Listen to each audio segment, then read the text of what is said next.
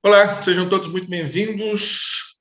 Ressuscitar a credibilidade internacional. Esse é o tema do nosso debate de hoje, nessa iniciativa do Instituto de Estudos Avançados da USP, com a parceria da Primeira Via e da Associação Brasileira de Comunicação Pública, da qual eu faço parte, e que pertence a um conjunto muito maior de webinários sobre as políticas prioritárias para reerguer o Brasil, um debate necessário, um debate urgente nessa quadra histórica que estamos vivendo. E para participação nesse debate, dois grandes nomes da academia que diz respeito ao estudo das relações internacionais. Começo como manda boa etiqueta pela nossa companheira, professora Janina Unucchi, que é titular do Departamento de Ciência Política da USP, pesquisadora do Instituto de Estudos Avançados, também da mesma instituição, coordena a área de pesquisa de relações internacionais da Associação Latino-Americana de Ciência Política, é titular do Comitê de Pesquisa da Associação Internacional de Estudos Políticos, a IPSA, coordenadora do Observatório Eleitoral das Américas, parceria USP-OEA, entre outras muitas atividades que não caberiam todas aqui nessa rápida apresentação. Ela é graduada em Ciências Sociais, mestre e doutora em Ciência Política pela USP, com pós-doutorado na Universidade da Califórnia e tem ênfase em seus estudos na análise da política externa. Eu ressaltaria também aqui, pelo menos, integração regional, diplomacia científica, entre outros muitos temas. Nós teríamos também a participação da professora Denise Rosehacker, que é da ESPM, né, professora da ESPM, pesquisadora do Risk Analysis International Affairs, mas ela não pode participar em razão de problemas com sua saúde. E temos também a honra de ter nesse debate de hoje o professor José Augusto Guilhom de Albuquerque, que é titular aposentado da Universidade de São Paulo, bacharel em Filosofia pela Antiga Universidade do Brasil, mestre e doutor em Sociologia do Desenvolvimento pela Universidade Católica de Louvain e livre docente em Ciência Política pela USP. Foi assessor especial da Apex Brasil, atualmente é diretor da SOBIT, Sociedade de Estudos das Empresas Transnacionais, fundou e dirigiu o Departamento de Ciência Política e o Núcleo de Relações Internacionais da USP, e tem uma série de honrarias como comendador da Ordem Nacional do Mérito Científico, da Ordem do Rio Branco, a Ordem do Ipiranga. Não citarei todas também, porque vamos ao debate, que é o que mais importa a todos que estão aqui presentes. Me permitam uma rápida apresentação minha. Eu estou longe do grau de excelência dos meus companheiros nesse debate, mas além da graduação em jornalismo pelo UNB, eu tenho mestrado em ciência política pela Câmara dos Deputados e duas especializações também nesse campo. Como jornalista há 22 anos cobrindo Congresso Nacional e toda, digamos, esplanada dos ministérios, hoje eu sou servidor da TV Câmara, eu fui setorista no Palácio do Planalto, cobri intensamente também o Palácio do Itamaraty, repórter especial da Rádio CBN e âncora da TV Brasil. E nessa condição eu tive a oportunidade de cobrir de maneira um pouco mais, digamos, cotidiana também a diplomacia brasileira e tenho a honra de carregar algumas belas entrevistas no currículo nesse campo, como, por exemplo, Mahmoud Ahmadinejad, Hugo Chávez, Rafael Correia, centenas é exagero, mas dezenas de diplomatas, e eu destacaria aqui dois que admiro muito, Celso Amorim, quando ainda era nosso chanceler, e Roberto Azevedo, diplomatas com quem aprendi muito sobre essa seara. Eu vou destacar uma frase do nosso texto de provocação inicial que foi colocado na página, que é o trecho final que diz: a atual política de isolamento deliberado e desgarçamento de nossas relações com os nossos parceiros mais tradicionais e mais relevantes do ponto de vista comercial e financeiro abre uma janela de oportunidade para que um novo governo possa avançar nessas áreas, ou seja, aquela velha expressão de que é na crise que a gente pode criar as melhores soluções e, usando os termos do texto ainda, modernizar a formulação e a execução da política externa brasileira, cujas bases remontam ao início do século passado. Todos que cobrem essa área do ponto de vista do jornalismo sabem a importância, o profissionalismo, a profundidade que é a nossa diplomacia, entendida como campo mais amplo e não apenas como o Itamaraty, desempenham no Brasil e no mundo, e a gente espera muito ver essa excelência, mais uma vez, sendo usada em favor do Brasil e do povo brasileiro. Passo a palavra Então, para o professor Guilhom, que, além de debatedor, fará as honras também de mediador dessa nossa conversa, e acredito que ele já passa também quase imediatamente a palavra para a professora Janine. Ótimo moderador esse. Mas, enfim, o objetivo desse webinar é tornar público, fazer um debate em torno de um programa de governo, né? ou algo como um programa de governo para o próximo governo, qualquer que ele seja, né? A nossa ideia era provocar esse debate e entre grandes especialistas, um deles é aqui o professor Paulo Haddad, que está nos assistindo aqui, entre pessoas que foram ministros, que foram especialistas de gestão, etc. Então, nós não vamos propriamente discutir nesse webinar a política externa. Nós vamos ter pessoas que são especializadas em política externa para discutir algo semelhante ao que se proporia não para a política externa, mas para as relações exteriores do Brasil. Essa é a ideia central. Então, me permita apenas corrigir uma falha, que eu não fiz a propaganda do e-mail para o qual as perguntas devem ser enviadas, que é o iearesponde@usp.br. Me permita repetir, iearesponde@usp.br. Me penitencio pelo erro. Então, justamente todas as perguntas que foram enviadas via chat serão enviadas para mim e eu, então, vou distribuir quanto for o caso, né? Se tiver uma resposta possível dos participantes. Então, a ideia nossa, no nosso programa, é de que nós precisamos reinventar, digamos assim, as relações exteriores. Não continuar uma coisa definida apenas pela diplomacia, mas por tudo o que diz respeito à nossa estratégia e aos nossos riscos externos. Então, a primeira questão é que, quando nós organizamos esse programa, nós vimos que talvez o nosso problema principal, mais vital, se referia à questão amazônica e todo o risco externo que ela representa. E depois nós fomos vendo que, a pouco, uma boa parte dos nossos problemas tem uma relação com o mundo exterior muito grande e que deveria passar por uma visão geral das relações exteriores. Nós temos um fato muito restrito ao Brasil, que é um dos poucos países em que todas as relações exteriores são comandadas por um organismo burocrático, né? Quer dizer, os diplomatas formulam, estudam e operam a política externa. Nos outros países não é assim. Quem formula é o governo, é o presidente, juntamente com uma série de associados. Daí a existência em todos os grandes países de um Conselho de Segurança Nacional e de questões estratégicas, que são de assessoramento direto do presidente, e que se distingue completamente da diplomacia, porque são think tanks, no fundo, de pessoas com alta especialização, tanto política quanto acadêmica, sobre questões fundamentais da relação com o exterior e que assessoram o presidente na tomada de decisão.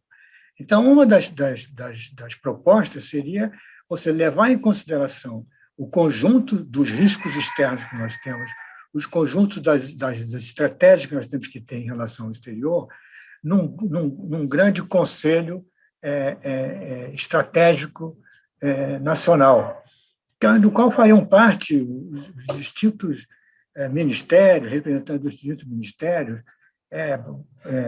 acadêmicos, especialistas, políticos, etc., com representação também dos interesses regionais e tudo, que estariam estudando, formulando e propondo políticas, e não simplesmente operando a política como faz o Itamaraty.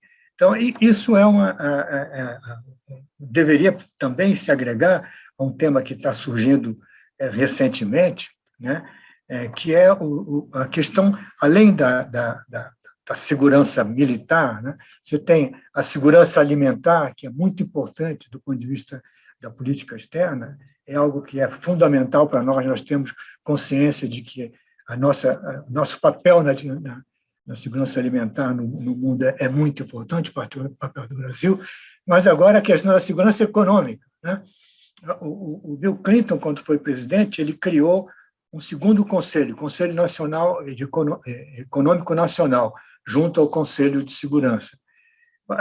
Essa ideia também é uma ideia muito importante de que você tem problemas na cadeia de produção, problemas na cadeia de comércio, como está ocorrendo agora em decorrência da pandemia e da guerra na Ucrânia, que praticamente desrompem todo o sistema, a cadeia produtiva e a cadeia de valor, né?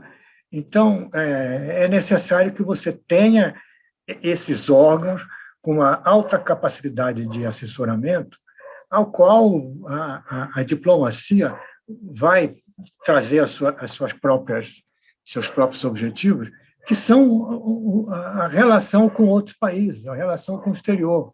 Isso tem que ser operado por alguém, operado pela diplomacia. Mas não tem sentido você continuar tendo a definição política da política externa brasileira feita por diplomatas, que são muito bem capacitados, mas não esgotam a capacidade de pensamento estratégico brasileiro. Então, é um pouco em torno disso que eu queria levantar o debate, e passo a palavra imediatamente para a professora Janina Onucchi.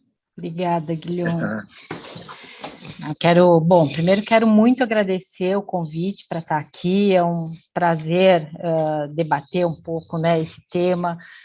Agradecer aqui, então, uma honra estar aqui com o professor Guilherme Albuquerque, professor Hermes Silberstein, professor Paulo Haddad, e uma honra estar também com você, Lincoln, aqui nessa tarde para discutir política externa, né? Eu achei, e a sua apresentação, né, Lincoln, que é o texto que foi divulgado, né, bastante provocativo, né, no sentido de fazer a gente pensar. Eu acho que o professor Guilherme coloca é pertinente, né, quer dizer, não cabe só a gente pensar um modelo de política externa, né, mas como mudar a política externa, né, e mudar a política externa também não só do ponto de vista da...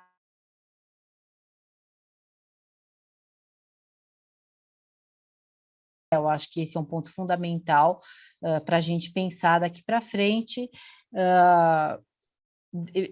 assim, independente do governo que a gente venha a eleger aí no final do ano, né? Eu queria começar lembrando e eu acho que, assim, política externa é um tema de estudo, né? É um tema, um objeto de pesquisa no Brasil que é recente ainda, né? Se a gente for imaginar que, sei lá, né, começo dos anos 90 é quando a gente começa a ter, né, uma agenda de pesquisa, né, focada em política externa, né? Até então, parece bastante tempo, mas eu acho que não é bastante tempo, né, em termos de análise de política externa, né? Eu acho que até então a gente tinha enfim, uma literatura, né, que dizia, que considerava que política externa não dava voto, né? Política externa não era um tema da política, né, porque é um tema que estava fora das eleições, né? Hoje eu acho que isso é diferente, as pessoas já têm uma percepção, né, sobre temas externos. Acho que os temas externos se aproximaram muito de nós, né, porque eles fazem hoje parte do nosso dia a dia. A gente tem hoje vários temas, acho que o professor Guilherme citou aí vários deles, né, que fazem parte, que são próximos de nós, né, e que dependem basicamente de negociações internacionais, né, quer dizer, o que acontece lá fora, o que acontece, né, num plano internacional, claramente afeta diretamente, né, nossa população, os tomadores de decisão. Então, eu acho que esse é um ponto que a gente tem que levar em consideração hoje, né? Eu queria fazer só uma breve, não quero aqui dar um teor acadêmico, né, para essa nossa conversa, porque eu acho que não é esse o objetivo, né? Mas eu queria só fazer uma breve retrospectiva, né, desse campo de estudos, porque eu acho que é importante, né? Eu acho que a análise de política externa é um campo de estudo bastante recente no Brasil, e é um campo onde os pesquisadores, né, os especialistas, né, buscam compreender, né, a política externa como um conjunto a resultante, digamos assim, né, de um conjunto de interesses domésticos, né? Eu acho que isso na USP, eu queria destacar isso porque na USP, né, esse campo de estudos começa a ser estruturado, né, sob a liderança do professor Guilhom, né, com a criação do Núcleo de Estudos de Pesquisa em Relações Internacionais, no começo dos anos 90, e esse campo de estudos, ele começa a ganhar um espaço muito relevante, muito significativo, tá? No começo dos anos 90, acho que não é à toa que é no começo dos anos 90, acho que a gente tem a coincidência, pelo menos de duas conjunturas, né, ou de dois elementos importantes para esse campo de estudo. Primeiro, o processo de democratização, né, a gente tem no final dos anos 80, né, um processo importante onde vários atores, né, começam a participar desse processo, e eu acho que no campo da política externa, esses outros atores governamentais e não governamentais, né, passam inclusive a pressionar o Itamaraty, né, o Ministério das Relações Exteriores, no que diz respeito a uma demanda por uma participação na decisão em termos de política externa, tá? E a gente também tem um outro elemento, né, importante, né, que é a abertura comercial. Né? Então, no começo dos anos 90, eu acho que o começo dos anos 90 é marcado por esses dois, né, acontecimentos, esses dois eventos, né, que é o processo de democratização política e é o processo de abertura comercial. Eu acho que são dois eventos muito importantes porque chamam a atenção, para que outros atores comecem a ter interesse, comecem a perceber o quão eles são afetados pelas negociações que se passam num nível para fora, né, das nossas fronteiras, quer dizer, está no nível internacional, tá? Ou seja, o processo doméstico, decisório doméstico, as políticas domésticas começam a ser impactadas por negociações no plano que se passam, decisões que são tomadas no plano internacional, né? Eu acho que aí, meados dos anos 90, a gente tem isso claramente. Lincoln citou o embaixador Roberto Azevedo, que teve um papel muito importante na OMC, por exemplo, né, na condução das negociações multilaterais, tá? O próprio embaixador Celso Amorim, que você citou também, né, que teve um papel muito importante também como ministro das Relações Exteriores, né, em vários ambientes, né, internacionais, multilaterais, para citar toda a discussão da reforma do Conselho de Segurança da ONU, por exemplo, né, no começo dos anos 90, né, liderado pelo Celso Amorim, né. Então, acho que a gente tem aí alguns poucos exemplos, né, de como a política externa, né, também foi sendo inserida, né, e foi sendo, digamos assim, pressionada para um processo de democratização, né. Ainda acho que e eu acho que essa iniciativa ela é importante, né, da gente pensar como estruturar, né, ou como pensar o processo decisório em política externa daqui para frente, né, porque eu acho que ainda não se consolidou esse processo que a gente alguns especialistas chamam de processo de democratização da política externa brasileira, né? Eu acho que a gente ainda tem muito a avançar, e mais ainda agora o desafio de retomar, né, o que foi, por muito tempo, né, a gente teve por diferentes governos, né, teve um investimento nesse processo de democratização. Agora, várias, né, dessas iniciativas a gente precisa, enfim, o novo governo vai ter que recuperar, né, retomar avanços que foram feitos, né, e que a gente acabou, de alguma maneira, retrocedendo por várias razões nesses últimos anos, tá? É claro que eu acho que duas questões, né, que eu queria mencionar, que diz respeito a essas mudanças, né, que foram feitas, né, no começo dos anos 90, né, então, em função dessa abertura política e comercial e econômica, né, porque o Brasil passou, tá? A gente começa a perceber, né, que tem de um processo decisório que ainda é muito centralizado no Ministério das Relações Exteriores, né, no Itamaraty, né? A gente tem ainda mais, né, eu acho que anteriormente havia um consenso, né, de que a tomada de decisão ela deveria necessariamente, ou ela só teria legitimidade dentro do Itamaraty, né? Eu acho que essas mudanças, esses contextos que foram acontecendo, né, ao longo das décadas, né, de 90 até 2010, né, meados de 2010, da década de 2010, né, a gente percebe que há uma participação de mais atores, né, no processo decisório.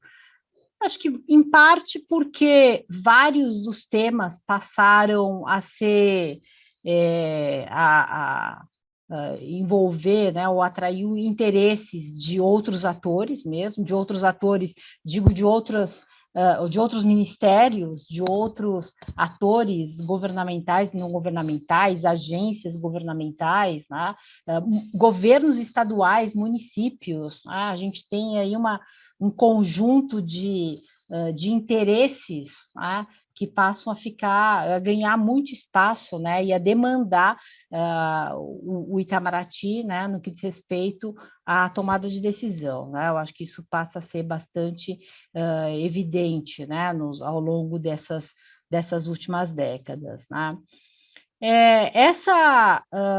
Claramente, né, a gente tem uma mudança no que diz respeito à política externa brasileira, né, e uma maior interação entre os agentes governamentais, empresariais, tá? Eu acho que tudo isso amplia também esse processo, né, de mudança na política externa e também acaba ampliando a visibilidade internacional do Brasil, né? Eu acho que a agenda de política externa, com a maior participação dos atores, que não apenas o Itamaraty, leva também o Brasil a ganhar uma credibilidade internacional maior, né? Ela foi sendo construída em várias arenas, né, com a participação desses atores, tá? Então, eu acho que o Brasil dos anos 90, e a gente pode citar um momento importante para o Brasil, tá?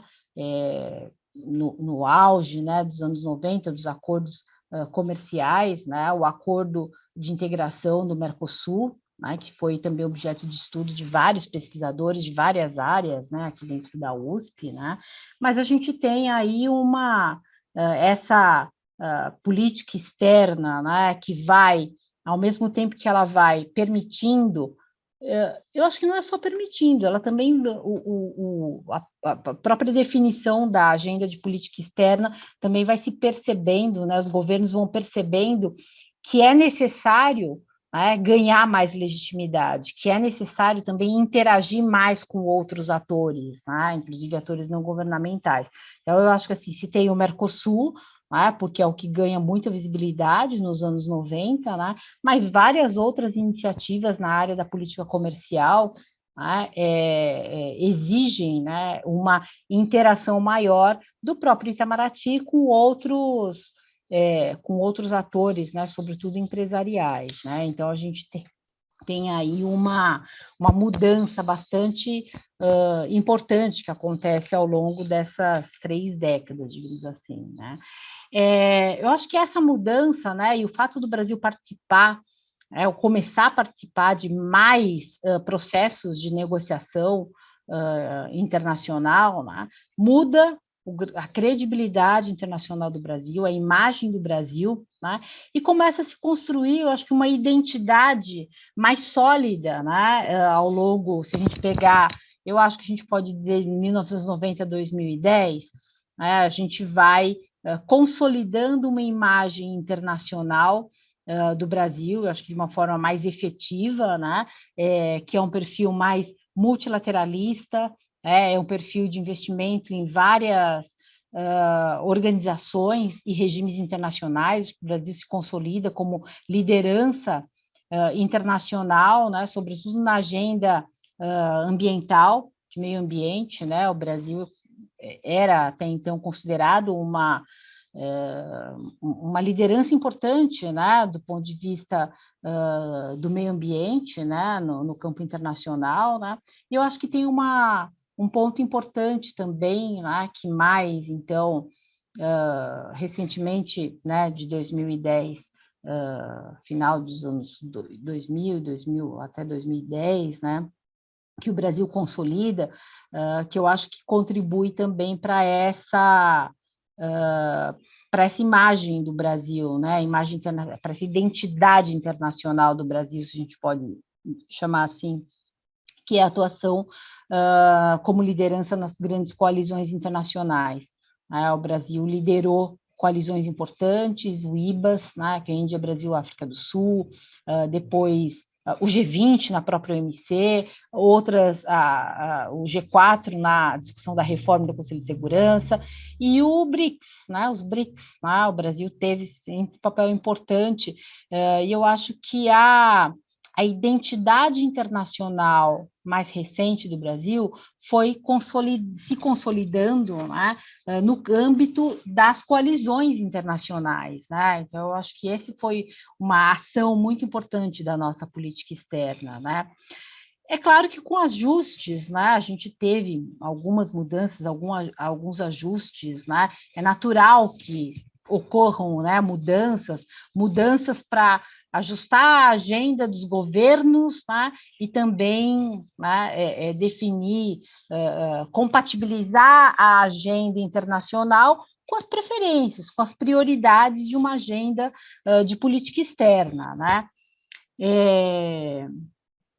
As prioridades na política externa, eu acho que elas sempre combinam, né, preferências internas e a conjuntura internacional, né? Então, eu acho que isso tem que ser levado em conta, né?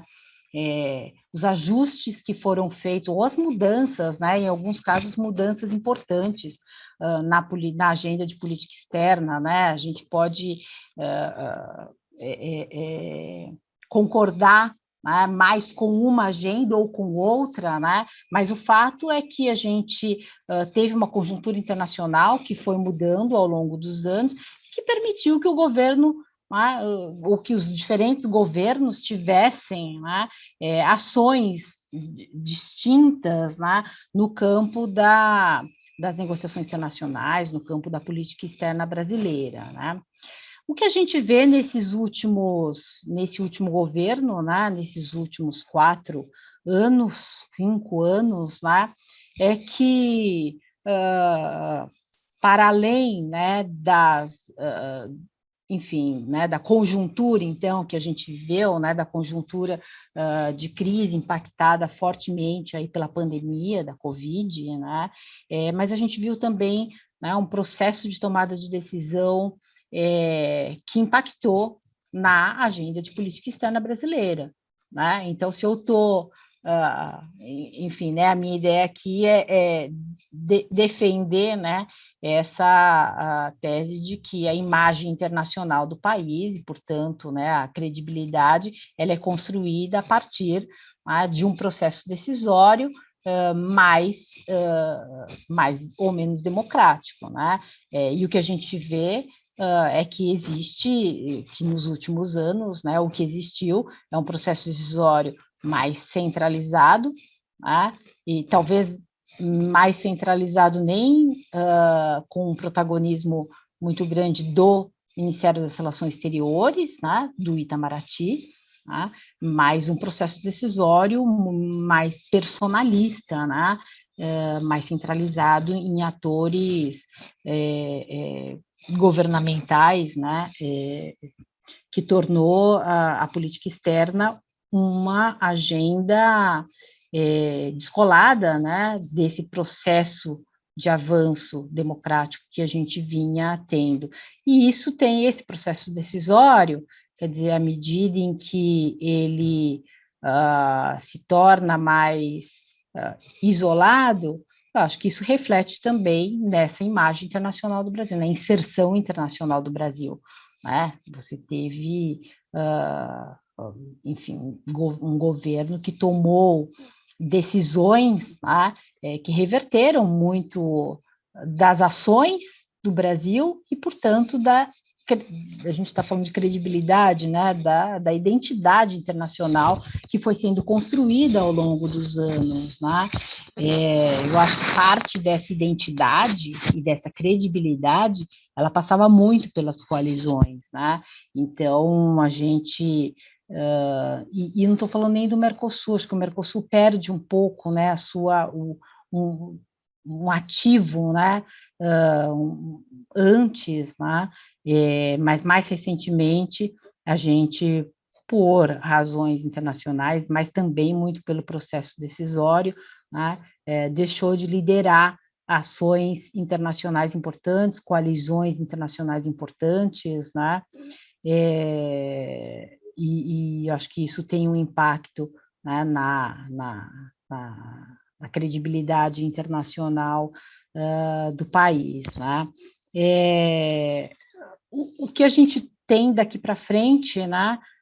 Não sabemos ainda, né, como vão ser os desdobramentos, né, o resultado eleitoral, né, mas a expectativa é que o Brasil possa recuperar, né, essa credibilidade internacional em áreas em que nós temos capacidade de ser liderança, nós temos capacidade, né, de recuperarmos essa liderança. A área ambiental, né, é uma delas, né, o professor Guilherme mencionou, a área de segurança alimentar, né, em várias arenas, né, em que é possível a gente ter usado do soft power, que é o nosso grande ativo internacional, né? Eu acho que o Brasil tem capacidade de recuperar, e isso, concordo, né, com o que já foi colocado antes, passa também pelo processo decisório, né, por um processo decisório que seja mais participativo, né, participativo no sentido de ter, né, de ser uma composição de mais interesses, tá? A gente tem muitos interesses, né? E são esses interesses que dão subsídio, né, para ter uma política externa mais assertiva, né? Um posicionamento, posicionar melhor o Brasil na arena internacional, né? Então, acho que existe uma correlação entre o modelo de processo decisório em política externa que a gente vai adotar, né? E hoje eu vejo muito distante, né, o processo decisório de política externa da sociedade de uma forma geral, dos atores, né, dos atores econômicos, dos atores, dos acadêmicos, né? Então acho que esse distanciamento, né, é também um ponto a ser pensado, né, para reverter o processo decisório e para ter uma agenda internacional, então, que volte, né, retome, né, a possibilidade do Brasil ter uma identidade internacional e ter uma liderança internacional importante também.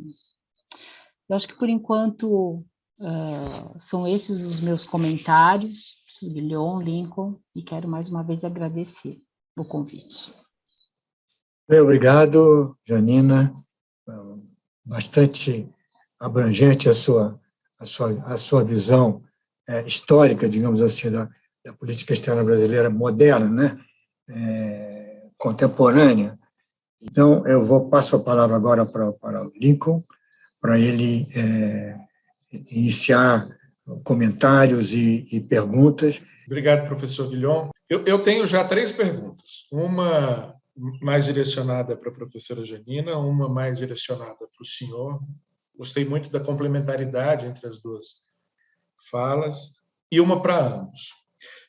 Para a professora Janina, uma pergunta relativamente simples, que eu espero que não seja simplória, e que, em boa medida, permite, eu acho que uma síntese do que a senhora já colocou durante sua fala. E eu acho que é a pergunta que está na cabeça de todo brasileiro médio que é interessado em relações internacionais, que viveu esse momento de protagonismo e importância que o Brasil teve no cenário internacional e que hoje se pergunta o seguinte: será que esse processo de destruição da imagem e das coalizões que foram tão importantes, como a senhora mesmo ressaltou, ele nos leva a um patamar que vai exigir uma longa reconstrução, ou o próprio cenário internacional, os atores, os nossos parceiros, vão entender esse momento que nós vivemos de destruição como uma espécie de um lapso, um tropeço? Ou seja, eu sei que a proposição do debate aqui é a gente não encaminhá-lo na direção de sendo um ou outro o vencedor do pleito eleitoral que vai redirecionar a nossa política como um todo, mas é impossível não admitir que existe uma diferença brutal de conceito, de praxis, de tudo no que diz respeito às relações internacionais, pelo que a gente vê de histórico, o histórico dos últimos 3 anos e o histórico dos últimos 16, especialmente do período comandado por aquele que hoje está liderando as pesquisas e que, se elas fossem hoje, provavelmente reassumiria o cargo de presidente da República. Então, a pergunta é mais ou menos essa. Os atores internacionais, a comunidade, entenderão como lapso e receberão o Brasil mais ou menos no patamar que ele estava antes do governo, ou o Brasil terá um trabalho de se recolocar novamente naquele patamar, partindo do princípio que não existe vazio de poder e que esse vazio pode já estar ocupado por outros atores.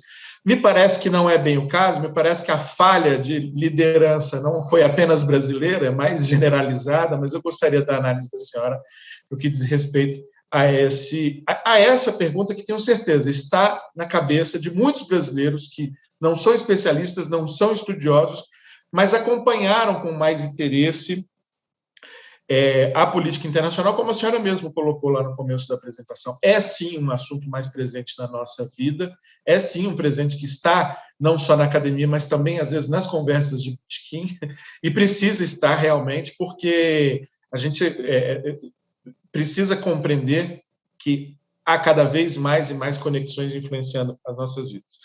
Para o professor Guilhom, eu faço uma pergunta que eu acho que é exatamente tema da análise que ele nos traz, muito interessante, sobre processo decisório, sobre o fato desse processo decisório estar em boa medida monopolizado ou excessivamente centralizado na burocracia diplomática brasileira, mas eu quero direcioná-la no sentido de buscar entender o papel do legislativo, como alguém que está imerso ali no legislativo cotidianamente e que percebe uma busca por protagonismo, muitas vezes benéfica, muitas vezes não tão benéfica. Mas é fato, independente de se ela é benéfica ou não, que existe um maior protagonismo do legislativo hoje no Brasil. A gente, desde Dilma, não é uma novidade desse governo, mas desde Dilma vive uma ascendência de um parlamentarismo de ocasião a substituir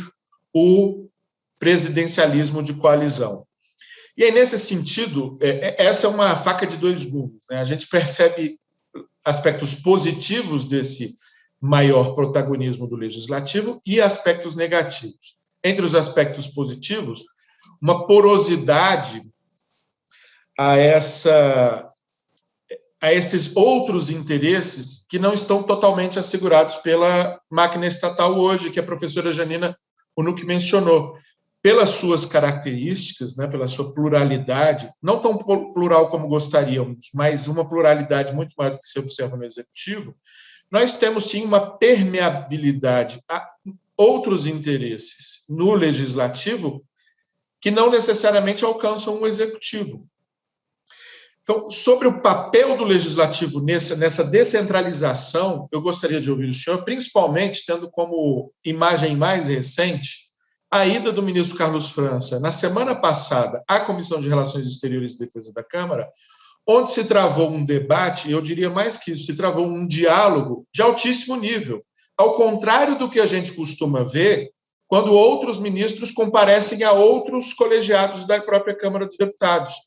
Apesar de alguns tensionamentos e algumas discordâncias claras, o que a gente pôde assistir na semana passada foi um debate de altíssimo nível e uma preocupação sincera por parte do ministro com a legitimidade que o parlamentar, que os parlamentares carregam em suas falas e suas ações, e uma preocupação e um respeito do legislativo com o papel importante que o Itamaraty desenvolve, e principalmente com uma guinada ocorrida após a troca de Ernesto Araújo por Carlos França.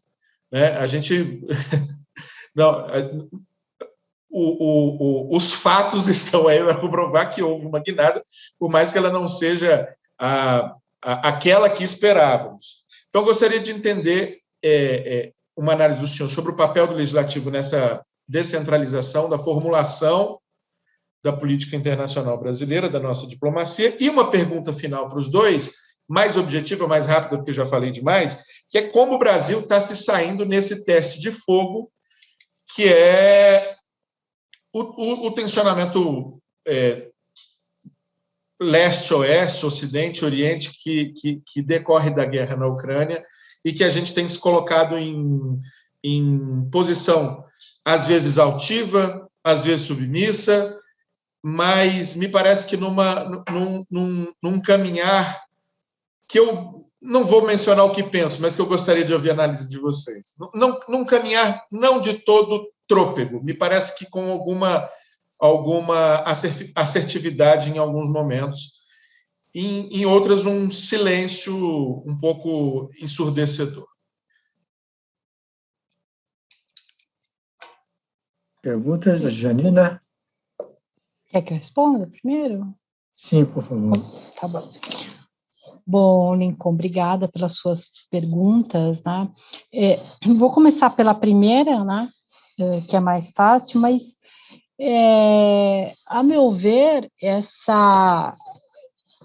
assim, eu acho que o Brasil tem toda a capacidade para recuperar essa credibilidade, eu acho que relativamente rápido, né?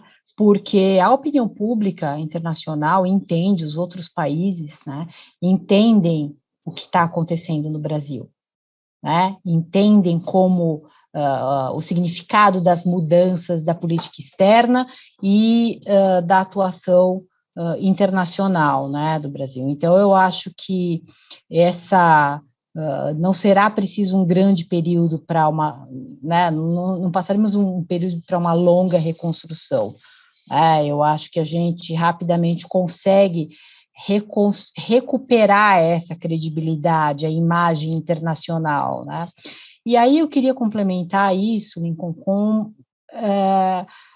eu acho que passa essa possibilidade, essa capacidade de recuperação da credibilidade internacional do Brasil, passa muito pelo Itamaraty. A gente falou da necessidade de ter um processo decisório mais amplo, mais democrático, com outros atores, mas é preciso também reconhecer o papel do Itamaraty, né? Eu acho que você deu um exemplo agora, né, com a atuação, né, do ministro, a mudança, né, de ministro, que eu acho que teve um impacto significativo, né? Porque eu acho que não só as ações, né, mas o discurso, né? O discurso tem um impacto muito importante, né, hoje, no plano internacional, no plano doméstico, né, e a gente tem, né, como o professor Guilherme mencionou, assim, diplomatas muito competentes, né, e que são reconhecidamente competentes, né, e respeitados no âmbito das organizações internacionais, no âmbito internacional, né, então, o papel do Itamaraty será bastante importante, né, e eu acho que eles têm a capacidade de nos ajudar a recuperar a imagem internacional, a imagem perdida do Brasil nos últimos anos, né. Só complementando, que o professor Guilhom vai responder, né, mas o Legislativo passou a ter também, nesse, digamos assim, processo mais recente que eu mencionei, eu acho que o Itamaraty é um ator, passou a ser um ator relevante, né, na política externa brasileira e que deve, então, ser considerado, é onde a maior parte dos grupos de interesses, né, vão acessar mais do que o executivo, está no legislativo, né, essa representação dos interesses da sociedade de uma maneira geral, e em política externa isso é claro, como aconteceu, tá? E eu acho que assim, o posicionamento do Brasil nesses últimos episódios, né, de conflito mais tensos, né, mais de instabilidade internacional, tá? Acho que reflete o que tem sido a política externa nos últimos anos, tá? Sem um posicionamento mais claro, então eu acho que assim, o comportamento internacional do Brasil, quer dizer, em alguns momentos caminha para uma maior assertividade, e em alguns momentos essa assertividade ela é muito mais prejudica a nossa imagem internacional do que fortalece, né? Mas eu acho que assim, o comportamento do Brasil, né, nesse tensionamento aí leste-oeste é muito ambíguo, né? Para sair do conflito Ucrânia-Rússia, é só a gente olhar para o comportamento do Brasil em relação à China, né, que é o nosso maior parceiro comercial, e a gente teve vários episódios, né, desastrosos praticamente, né? Então, acho que assim, também, né, essas últimas ações, né, eu acho que posicionamentos, eu acho que refletem tudo que a gente está vivendo, né, na política externa brasileira, né, a dificuldade de ter um caminho, né, uma definição mais clara, né, do que deveria ser a nossa política externa brasileira, né, e que, por fim, compromete, eu acho que a nossa capacidade de liderança e de credibilidade internacional, né, acho que é isso que está acontecendo, né.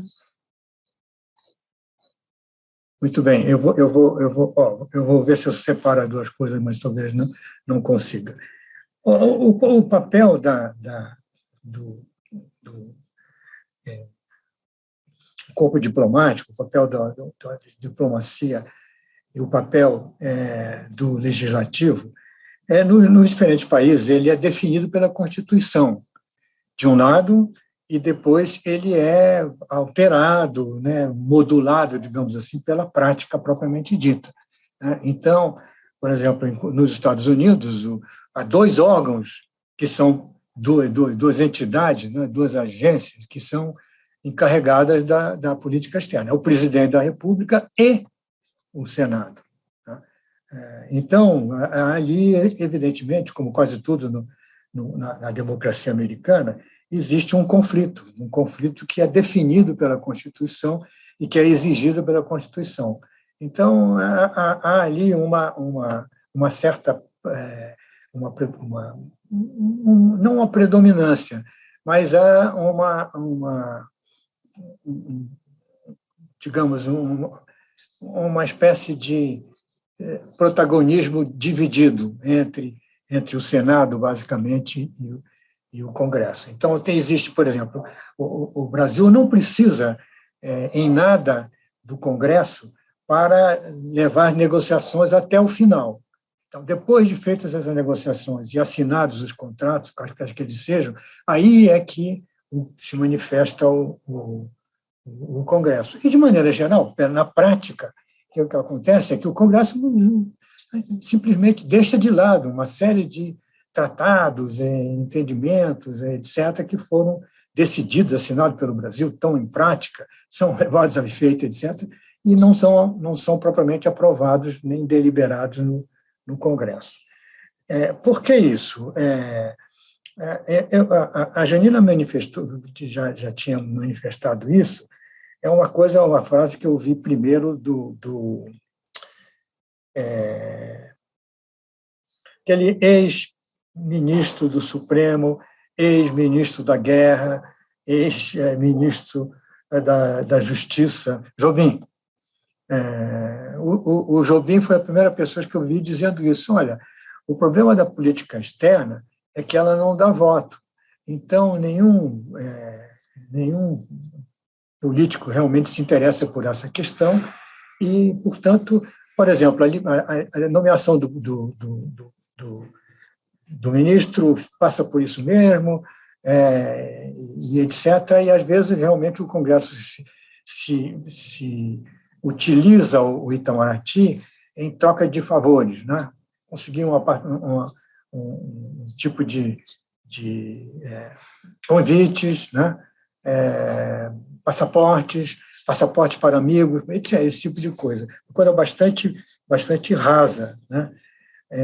Então, muito poucas vezes, que eu me lembre de coisa muito importante, em que a posição do Congresso praticamente vetou a política presidencial, foi na questão do lançamento de mísseis, né? Havia um acordo brasileiro que tinha sido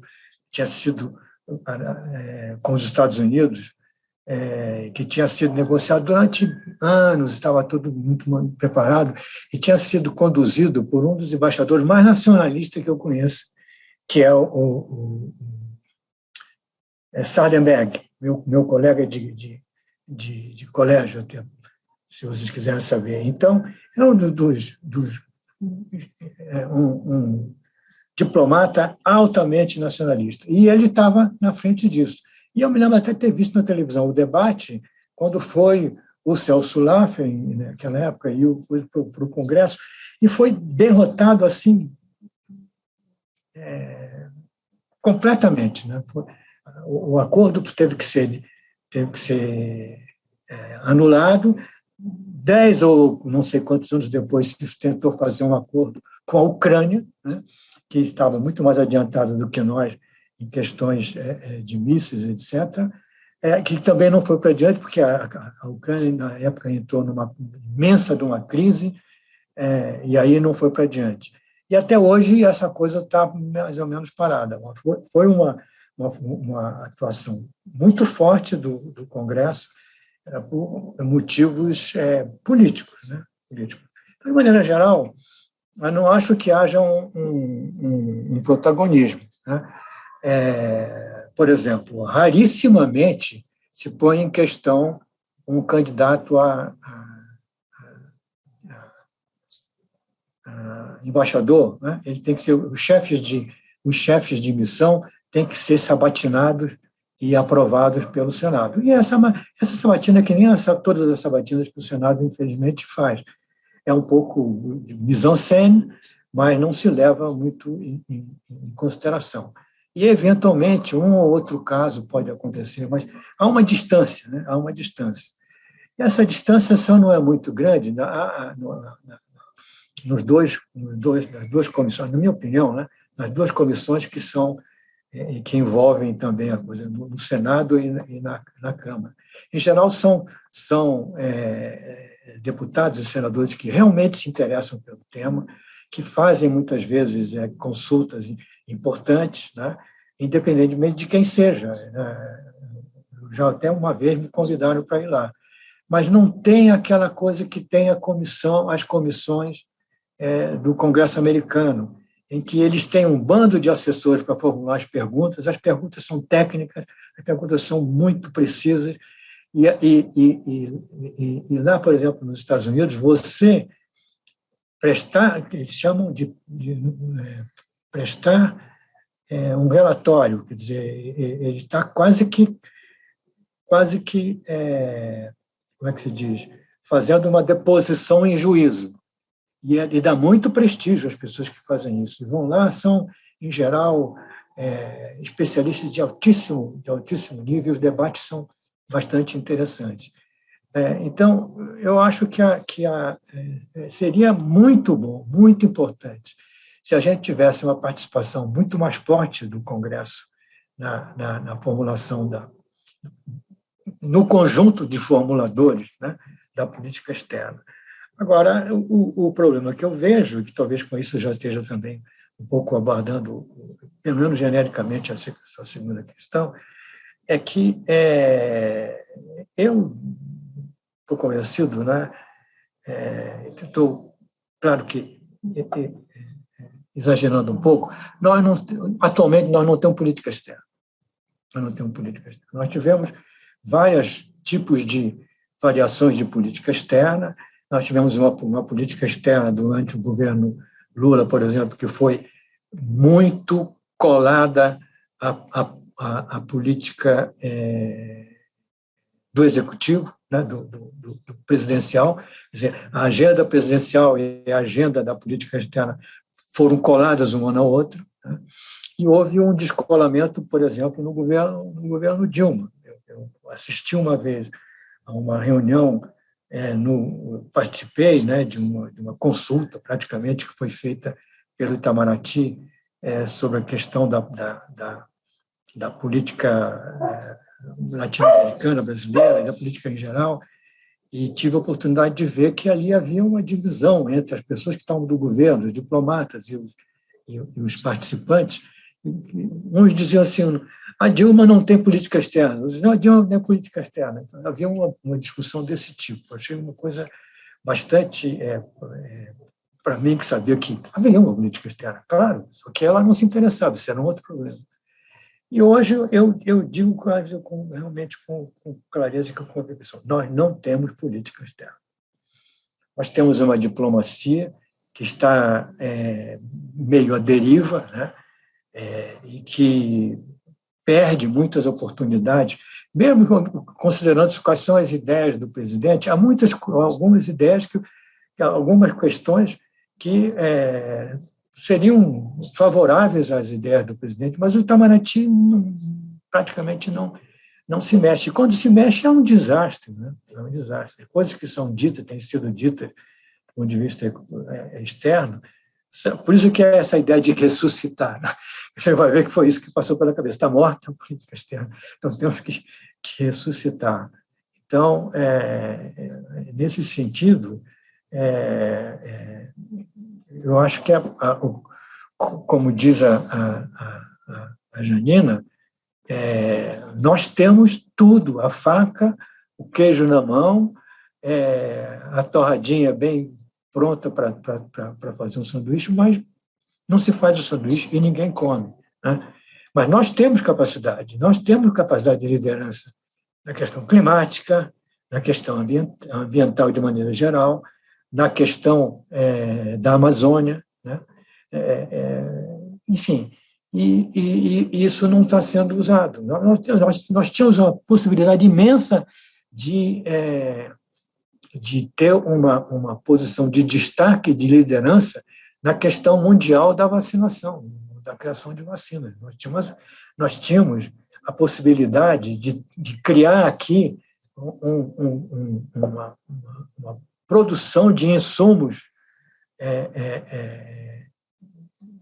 farmacêuticos de altíssimo nível. Nós temos gente capacitada para fazer isso. Nós não temos dinheiro, não temos investimento, né, nisso, né? Então, não sei se respondi.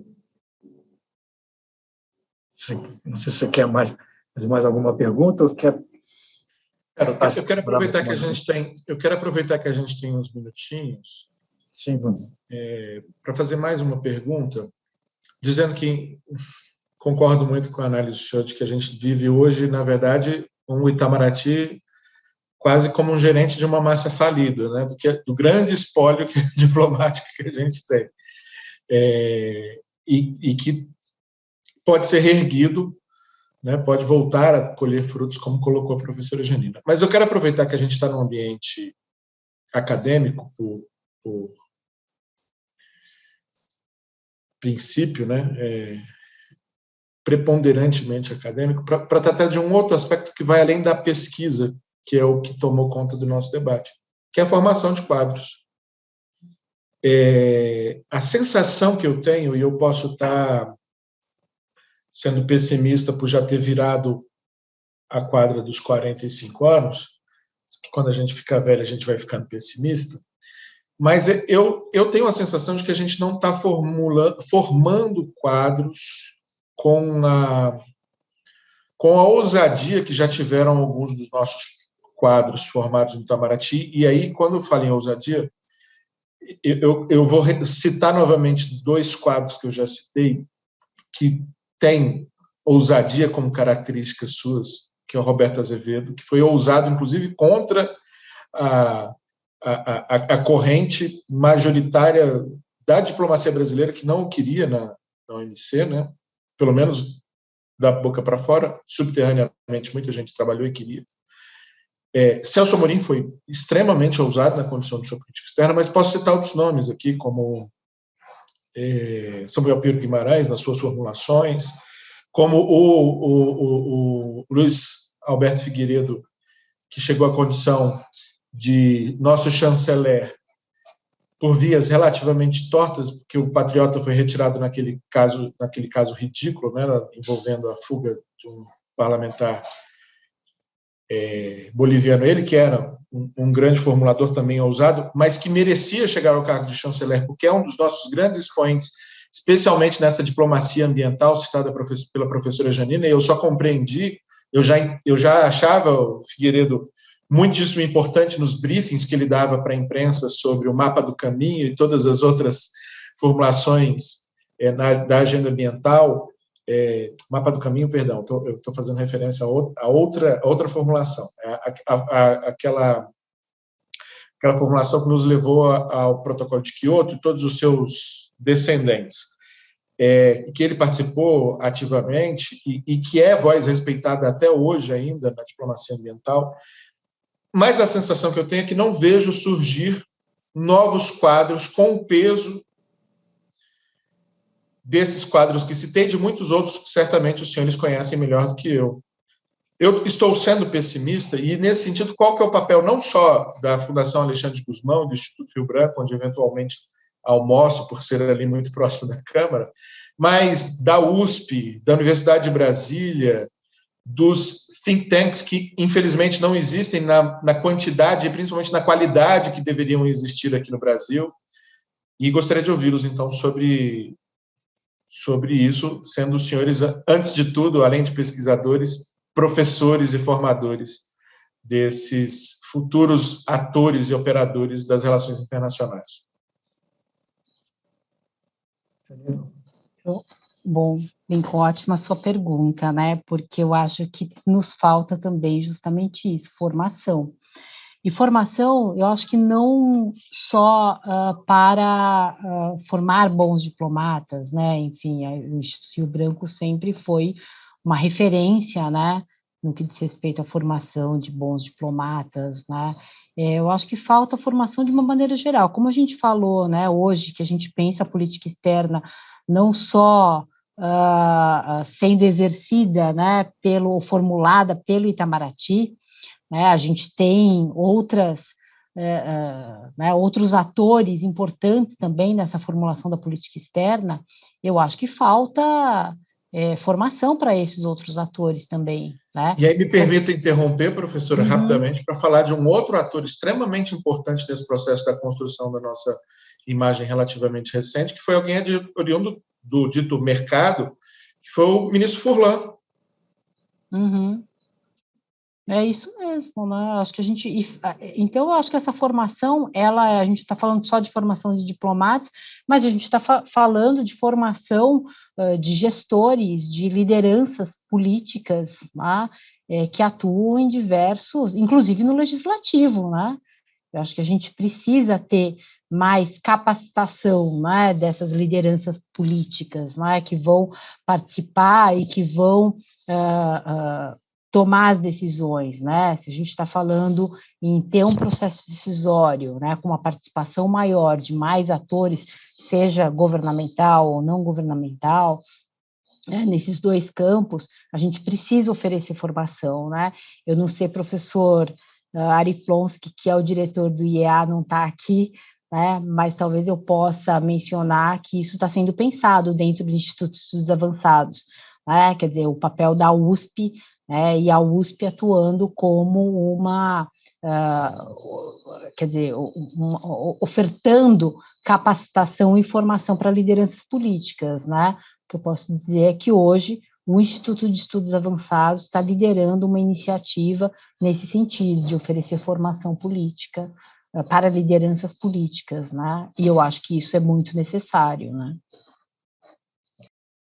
Eu diria o seguinte, que de fato haveria uma necessidade, justamente se a gente pensar num sistema em que a formulação da política externa é algo que que se passa a partir do chefe do executivo, né? E que e isso tem que ser feito por profissionais que são top da sua própria especialidade. A gente tem que pensar que hoje no Itamaraty o jornalista é diplomata, o economista é diplomata, o especialista em clima é diplomata. Eles todos são diplomatas, e que acabam fazendo uma formação, como é que a gente diz isso? Autoformação, né? Eu esqueço a expressão que a gente usa para isso. Quer dizer, mas não tem uma formação específica, tá? Ela é secundária, né? Existem pessoas que são exceções, como o Paulo Roberto Almeida, né? Que tem uma formação segura em relações internacionais, apesar de ser diplomata. O que acontece é que você precisaria ter... veja o caso dos Estados Unidos. Você não tem uma escola diplomática oficial do governo. Você tem as formações para o serviço externo, nem é para a diplomacia, eles chamam de serviço externo, em universidades como, por exemplo, aquela que é uma das melhores de política externa nos Estados Unidos, já deu a Margaret aquela... com a cabeça ruim hoje, já fui professor lá, mas esqueci, em Washington. Então, Georgetown, né, professor? Georgetown, ela tem uma escola de School of Foreign Affairs, né? E tem uma série de outras, a Tufts, etc. Não é um monopólio, né, de carreira, né? Então, isso faz com que haja a possibilidade de escolha é muito grande. E, enquanto que a formação propriamente do diplomata, eu posso dizer isso, porque eu conheci, foi logo depois que fiz essa reforma na formação dos diplomatas, eu fiquei uns 2 ou 3 anos dando aula lá. Eu posso dizer que não gostei, então, não gostei do que vi. Eu achei que não havia tentaram organizar um mestrado, que era a última coisa que se devia fazer naquele momento, fazer uma formação profissional, claramente profissional. Mas, enfim, eu acho que isso deveria ser feito dessa maneira, se recrutar para o serviço externo pessoas que têm uma formação muito grande em política externa, por exemplo. Ali o pessoal conhecia a política externa do governo brasileiro, a política externa do Itamaraty, mas não havia especialistas em política externa americana, argentina, né? Nada disso. Então, eu acho que você colocou um problema que acho que é grave, que deveria ser levado em conta, e só não acho que isso depende digamos, da visão de um líder específico, né?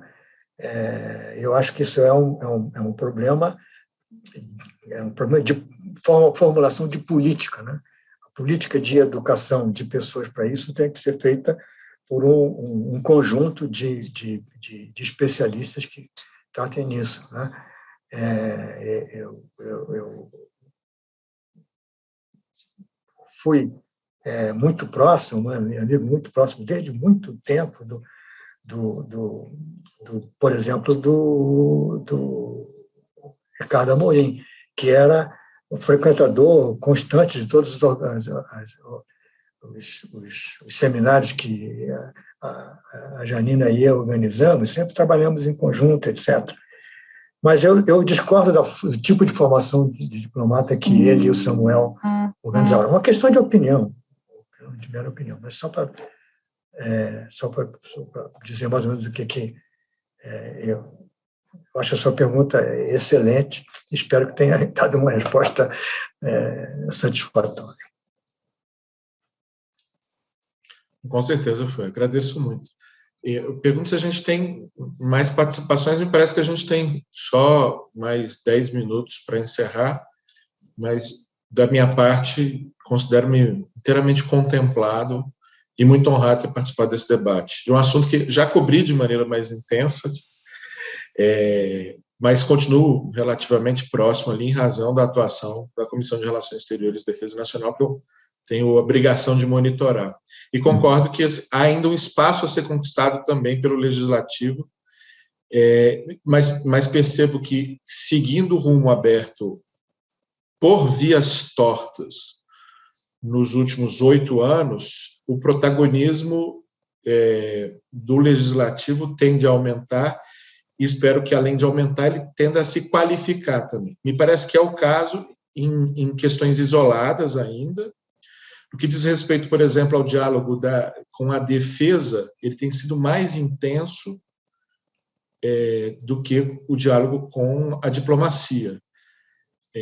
Mas a gente já percebe uma aproximação maior, uma capacidade crítica, uma massa crítica se formando, e acredito que, no médio prazo, a gente terá, sim, uma participação maior, uma maior permeabilidade também ao conjunto da sociedade por meio do parlamento. Vai ser um fenômeno interessante de se observar, de se vivenciar e, principalmente, o convite para quem deseja pesquisar. Muito bem, professor Paulo Haddad, se você quer fazer alguma observação, comentário? Nesse primeiro trimestre, eu escrevi 2 livros, não são muito grandes, o Hélio acompanhou os textos, para subsidiar a formação dos programas dos candidatos.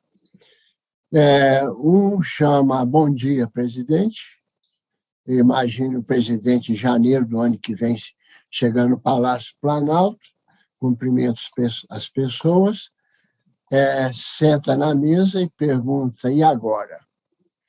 Então, eu faço uma série de recomendações, divididas em 3 grupos. O primeiro é a organização do governo. Eu proponho que ele organize uma comissão de auditoria da presidência, para ele não ser surpreendido por casos de corrupção da sua própria administração, que ele organize, como a Margaret Thatcher fez, a Comissão de Avaliação de Políticas, e que estabeleça o Conselho Econômico, porque em economia não existe posto Atlantique. Muito bem. A segunda sugestão é relacionada com os 100 primeiros dias. Eu proponho que ele aumente o endividamento público em 3% a 5% do PIB e retome 110 programas que vão gerar ativos como contrapartida à dívida do país, para o país nascer num outro ambiente. Em terceiro lugar, 6 programas que eu acho que são prioritários. O segundo livro tem justamente esse título, 6 ideias à procura de um estadista. Nesses programas, tem 2 coisas que relacionam com o tema da ressuscitar a credibilidade internacional. Primeiro, é uma contribuição do Brasil para a questão da segurança alimentar. O segundo é a contribuição do Brasil para a questão climática. Na questão da segurança alimentar, eu defendo a tese que nós temos que, para equacionar os problemas brasileiros, ter um novo ciclo de expansão da economia. Ciclo de expansão da economia é um período precedido de reformas, em que você tem quase uma década de crescimento de 5% a 7% ao ano. Basta lembrar o seguinte, de 1940 a 1980, nós tivemos 7,5% de crescimento ao ano. Então, o Brasil consegue crescer esse valor.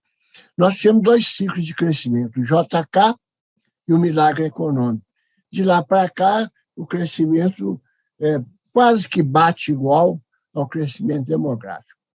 Qual seria esse crescimento? De onde pode sair esse crescimento? Você tem que ter condições de mercado para o crescimento econômico, você tem que ter inovações científicas e tecnológicas, e você tem que ter um grupo de empreendedores capazes de realizar esse ciclo de expansão. É justamente o agronegócio.